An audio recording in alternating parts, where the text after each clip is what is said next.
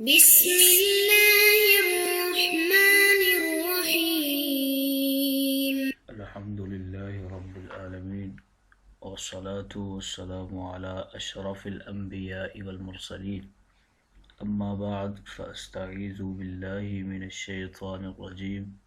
بسم الله الرحمن الرحيم. السلام علیکم ورحمۃ اللہ وبرکاتہ.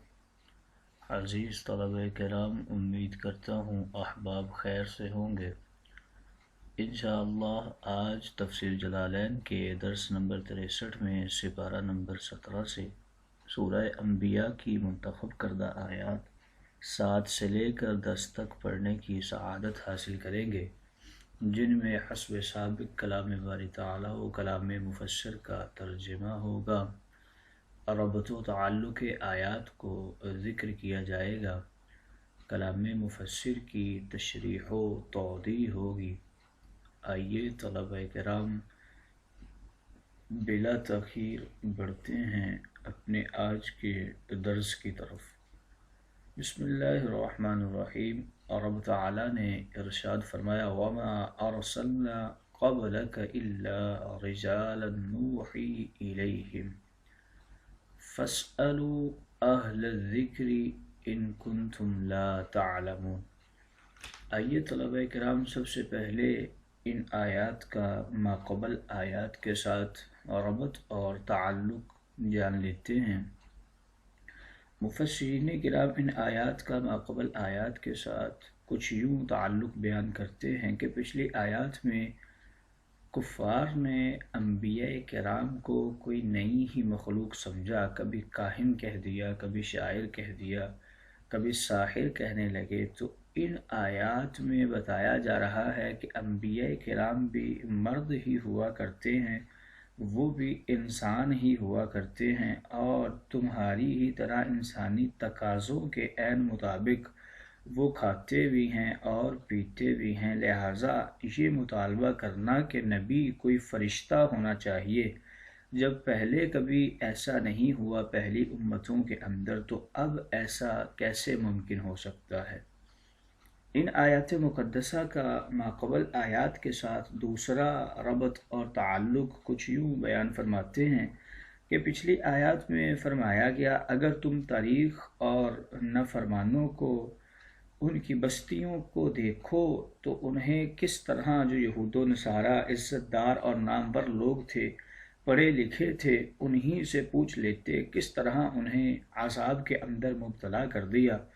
اب ان آیات میں فرمایا جا رہا ہے کہ بد نصیبو، تمہارے پاس اتنی عظیم اور مضبوط کتاب آ چکی ہے، اگر تم اس کی فرما برداری اور غلامی میں آ جاؤ تو تم خود تا قیامت بڑے مضبوط بن جاؤ گے اور غیر قومیں تمہارے در کی سوالی بن جائیں گی. تیسرا تعلق ان آیات کا ماقبل آیات کے ساتھ کچھ یوں بیان فرماتے ہیں کہ پچھلی آیات میں ذکر ہوا جن قوموں کو ان کے رسل کی تکذیب کے بسبب رب تعالیٰ نے ہلاک کر دیا، ان آیات میں ان کفار مکہ کو ان کے حوالے سے ڈرایا اور دھمکایا جا رہا ہے.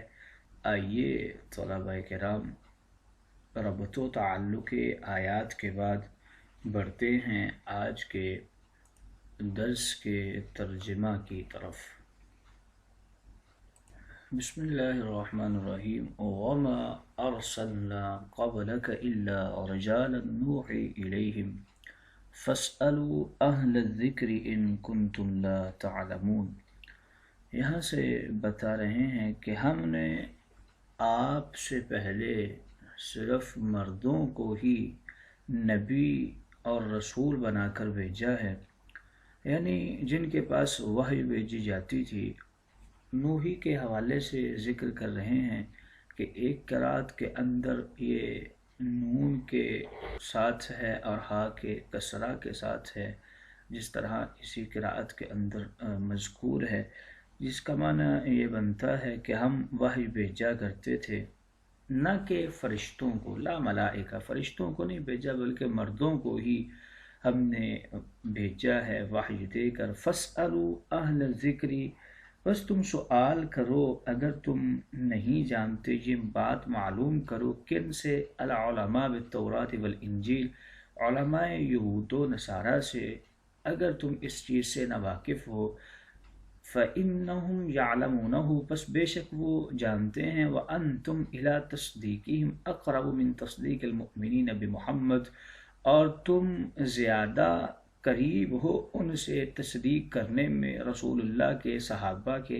تصدیق کرنے سے، یعنی تمہارے ان کے ساتھ تعلقات ہیں، تم تو ان سے پوچھ سکتے ہو۔ وَمَا جَعَلْنَاهُمْ، اور نہیں بنایا ہم نے انہیں، اے الرسل یعنی رسولوں کو، جسداً جسم، بمعنی اجساد، یعنی ہم نے رسولوں کے لیے ایسے جسم نہیں بنائے، لا یاکلون الطعام، جو کھانا نہ کھاتے ہوں، بل یاکلون، بلکہ وہ بھی کھانا کھاتے ہیں، وما کانوا خالدین، ثم پھر صدقناہم، ہم نے پورا کر دیا ان کے ساتھ اپنے وعدے کو، یعنی اپنے وعدے کو وفا کر دیا، فانجیناہم، پھر ہم نے انہیں نجات دی، ومن نشاء، جسے ہم نے چاہا، ای المصدقین لہم، یعنی ان کی تصدیق کرنے والوں کو، انبیاء کرام کی تصدیق کرنے والوں کو ہم نے نجات دے دی، وَأَهْلَكْنَا الْمُسْرِفِينَ، اور حد سے بڑھنے والوں کو، انبیاء کرام کی تکذیب کرنے والوں کو ہم نے ہلاک کر دیا۔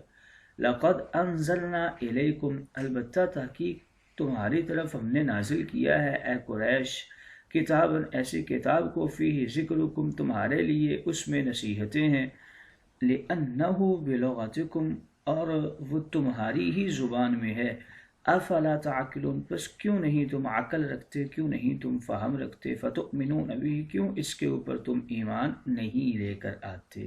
آئیے طلبہ کرام، ترجمہ کے بعد بڑھتے ہیں آج کے درس کی تشریح و توضیح کی طرف۔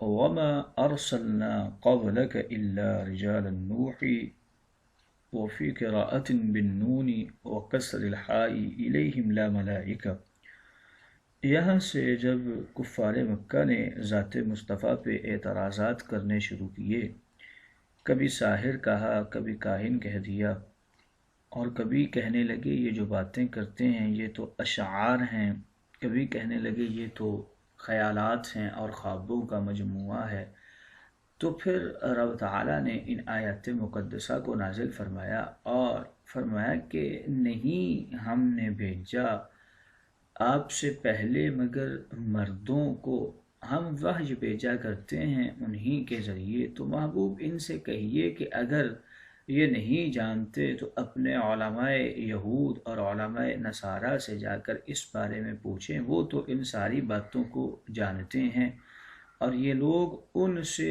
پوچھنے میں، تصدیق کرنے میں اصحاب محمد سے زیادہ قریب ہیں، اور ان کے تو ان کے ساتھ تعلقات ہیں۔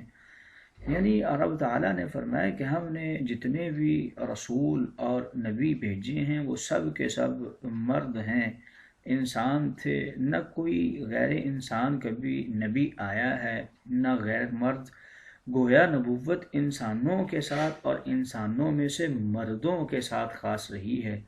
اس بات سے یہ بھی معلوم ہوتا ہے کہ کوئی بھی عورت کبھی بھی نبی نہیں ہو سکتی، اس لیے کہ نبوت بھی ان فرائض میں سے ہے کہ جو عورت کے طبعی اور فطری دائرہ عمل سے خارج ہیں، گویا ان آیات مقدسہ سے عورت کے نبی ہونے کی بھی نفی ہو گئی۔ نوحی کے حوالے سے ذکر کر رہے ہیں کہ ایک قراءت کے اندر یہ نون اور حا کے کسرہ کے ساتھ ہے۔ فَاسْأَلُوا اہل ذکر کے حوالے سے ذکر کر رہے ہیں کہ اس سے اہل ذکر یعنی علماء تورات اور علماء انجیل جو ہیں وہ مراد ہیں، جو رسول اللہ پر ایمان لائے تھے۔ مطلب یہ ہے کہ اگر تم اپنے پچھلے انبیاء کا بشر ہونا اور مرد ہونا معلوم نہیں ہے تو علماء تورات اور انجیل سے جا کر جان لو، وہ تمہیں بتا دیں گے کہ جو پچھلے انبیاء کرام تھے وہ بھی مرد ہی ہوا کرتے تھے، کوئی فرشتوں کی صورت میں نازل نہیں ہوا کرتے تھے۔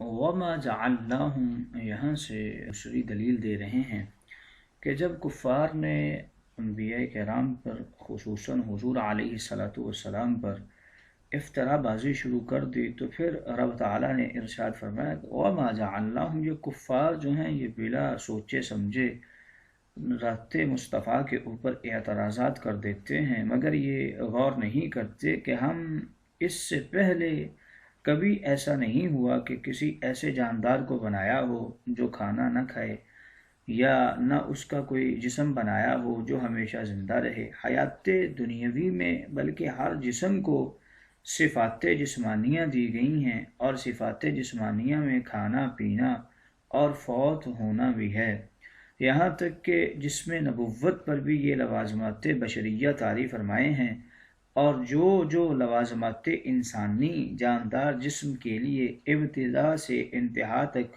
ضروری ہوتے ہیں وہ سب جسم انبیاء کے لیے ضروری ہیں، خواہ وہ ہمارے نبی محمد صلی اللہ علیہ وآلہ وسلم ہوں۔ ان سے پہلے جن انبیاء کی مثالیں دی گئی ہیں، جن کو تمہارے مشیران خاص مخالفت والے یہود و نصارہ برحق نبی مانتے تھے، وہ بھی کھاتے اور پیتے تھے، چلتے تھے، شادی بیاہ کرتے تھے، وفات پاتے تھے، ان کی بھی مزارات اور قبریں ہوا کرتی تھی۔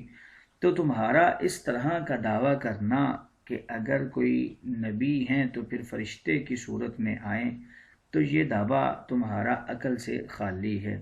ثم صدقناہم، جب کافر امت نے اپنے نبی کی مخالفت، عداوت اور اذیت رسائی میں انتہا کو پہنچی، تو ہم نے اپنے انبیاء کو وحی کے ذریعے وعدہ دیا کہ اب اس مردود اور موذی قوم کو ہلاک کر دیا جائے، اور اپنے انبیاء کرام اور اہل ایمان جن کو ہم چاہتے اور پسند کرتے ہیں، اس آسمانی ناگہانی عذاب سے ہم انہیں بچا لیں گے اور نکال لیں گے۔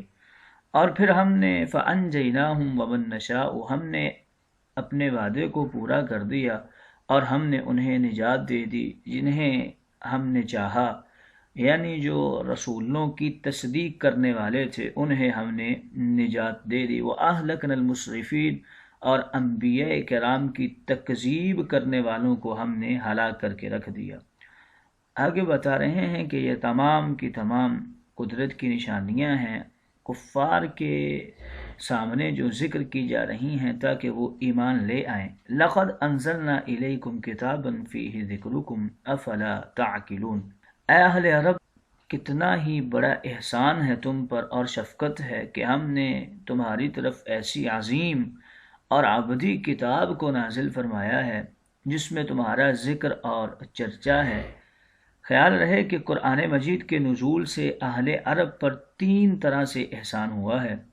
پہلا یہ ہے کہ اہل عرب، تمہاری زبان عربی میں یہ نازل ہوا ہے، یہ عربی کسی دوسری آسمانی کتاب کو نہیں ملی۔ اس قرآن مجید کی وجہ سے تمہاری عربی زبان ساری دنیا میں اپنوں اور پرایوں میں مشہور و مقبول ہو چکی ہے، اور زبان کے ذریعے تم بھی مشہور ہو چکے ہو، اور پھر تمہارے ذریعے تمہاری تہذیب، معاشرہ، رسم و رواج، ہر چیز کو عزت کی نگاہ سے دیکھا جانے لگا ہے۔ تو یہ پہلا احسان تھا ان کفار مکہ کے اوپر۔ دوسرا یہ ہے کہ اس کتاب قرآن مجید نے تم کو شرافت بخشی ہے، تمہیں چرواہیت سے نکال کر شہنشاہیت تک پہنچایا ہے، تمہاری تکلم کی شان، جرت کی آن اور بہادری کی داغ بٹھا دی ہے۔ تیسرا احسان یہ تھا کفار کے اوپر قرآن کے عربی زبان میں آنے کی وجہ سے کہ اس قرآن میں لوگوں کے لیے تمہارا اچھا اور نیک تذکرہ اور انسانیت کے لیے مفید دروس اور نصیحتیں اس میں رکھی ہیں۔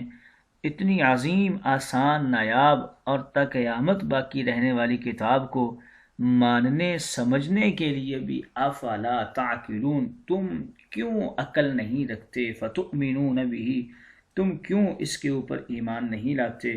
کیوں تم غور و فکر نہیں کرتے؟ اور کیوں تم انبیاء کرام کی گستاخیوں میں اور ان کی بے ادبیوں میں اور خود کو ان سے دور کرنے میں اور ان کے استہزاء کے اندر پڑے ہوئے ہو؟ بس تمہارے لیے بہتر یہ ہے کہ تم اس قرآن کے اوپر ایمان لے آؤ، پھر ساری قومیں تمہارے آگے جھک جائیں گی۔ آئیے طلبہ کرام، تشریح و توضیح کے بعد بڑھتے ہیں آج کے درس پر ہونے والے اعتراضات کی طرف۔ تو یہاں پر پہلا اعتراض یہ کیا جاتا ہے کہ فرمایا گیا وَمَا جَعَلْنَاهُمْ جَسَدًا لَا يَأْكُلُونَ الطَّعَامَ وَمَا كَانُوا خَالِدِينَ، یعنی ہم نے کوئی ایسا جسم نہیں بنایا جو نہ کھاتا ہو یا جو ہمیشہ زندہ رہے، فوت نہ ہو۔ حالانکہ بے شمار ایسے اجسام ہیں جو کھانے پینے سے بے نیاز ہیں، مثلا ملائکہ اور جمادات، نباتات، بلکہ بعض انسان بھی ایسے ہیں جیسے کہ اصحاب کہف جو صدیوں سے بغیر کھائے اور پیے سو رہے ہیں۔ تو پھر آیت کیسے درست ہوئی؟ اس کا جواب یہ دیتے ہیں کہ پہلا جواب ان میں یہ ہے، اس طرح کے کفار کا اعتراض صرف انبیاء پر تھا کہ نبی وہ ہوتا ہے جو نہ کھائے، نہ پیے، نہ فوت ہو، جیسا کہ فرشتے نہ کھاتے ہیں، نہ پیتے ہیں، نہ فوت ہوتے ہیں۔ ان کی تردید کے لیے فرمایا جا رہا ہے کہ نبی کی یہ فطرت ہے جبلی، ہم نے ان کا جسد بنایا نہ کہ فقط جسم، اور جسد کی فطرت ہے کھانا بھی ہوتا ہے، پینا بھی ہوتا ہے۔ فرشتے جسد نہیں ہیں، وہ جسم لطیف ہیں، اس لیے ان کی مثال دینا غلط ہے۔ اور جمادات کی تشبیہ اس لیے غلط ہے کہ وہ بے جان اشیاء ہیں۔ جواب اس کا دوسرا یہ ہے کہ یہاں جبلت اور فطرت کا ذکر ہو رہا ہے۔ ہر انسان فطرتاً کھانے پینے کا ضرورت مند ہے۔ ہاں، اصحاب کہف کا اتنے عرصہ سے نہ کھانا اور نہ پینا یہ قدرتی نیند کا اثر ہے، یا بعض اولیاء اللہ کا 40 دن تک نہ کھانا نہ پینا ان کی ذاتی مشقت اور مجاہدہ بھی ہوا کرتا ہے۔ لہٰذا ان کے ساتھ اس بات کو موسوم کرنا یا ان کے ساتھ اس بات کو ملانا یہ کوئی عقل مندی کی بات نہیں۔ اور انبیاء علیہم السلام باوجود جبلی فطرت کے مطابق ہونے کے پھر بھی ما فوق الفطرت قوت کے مالک بنا دیے جاتے ہیں۔ صوم وصال بھی اسی قوت خداداد کے تحت ادا ہو سکتے ہیں۔ لہٰذا اگر انبیاء کرام چاہیں تو وہ یہ ساری چیزیں چھوڑ بھی سکتے ہیں۔